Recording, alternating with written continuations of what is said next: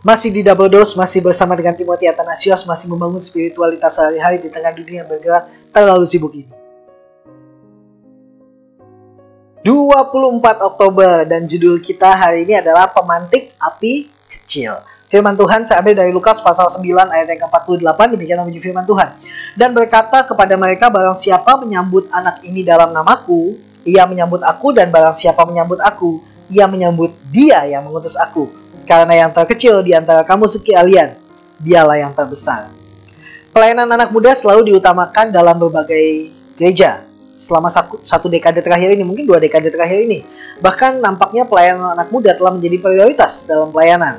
Youth church, gereja youth, youth ministry, dan sebagainya. Hal itu menjadikan anak-anak muda yang terlibat dalam pelayanan merasa bangga dan merasa diri penting dalam kegerakan anak muda di Indonesia ini. Sadly, my sweet summer child, kamu nggak perlu merasa bangga karena tidak ada yang mengatakan bahwa kamu lebih penting daripada generasi lain. Namun saya merasa bahwa kadang-kadang gereja terlambat dalam memulai pelayanan itu. Banyak gereja berfokus pada anak muda, namun mereka lupa bahwa semuda apa yang dikategorikan muda. Gereja cenderung memberikan banyak fasilitas pada anak muda, namun minim fasilitas dalam mengembangkan sekolah minggu mereka. Bahkan guru-guru sekolah minggu juga diperlakukan seperti pelayan Tuhan kelas 2 jika dibandingkan dengan para pelayan kaum muda. Dulu saya juga berpikir demikian sampai saya mendengar kesaksian seseorang tentang bagaimana perjumpaan pribadinya dengan Tuhan terjadi dalam satu KKR anak.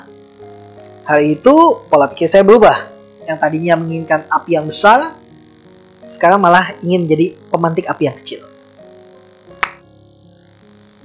Demikian juga sebagaimana Yesus dekat dengan anak-anak, saya mengajak kita untuk menanamkan investasi terbesar gereja pada sekolah minggu.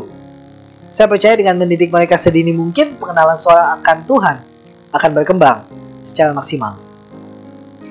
Sekolah minggu Anda tidak perlu canggih, sekolah minggu Anda tidak perlu menyediakan Nintendo Wii. Saya tahu bahwa ada sekolah minggu yang punya Nintendo Wii, punya mainan yang berjalan.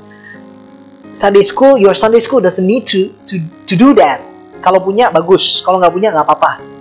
Tapi apa? Yang penting adalah there is a central story that is being told. Ada kisah sentral, kisah utama yang diceritakan. Yaitu Kristus yang datang untuk memberikan kehidupan yang kekal bagi dunia ini. Beritakan Kristus pada anak-anak kita. Karena di situ adalah investasi kita yang awal. Oke? I pray for you guys. Amal mulia dalam Gusti. Tuhan Yesus memberkati.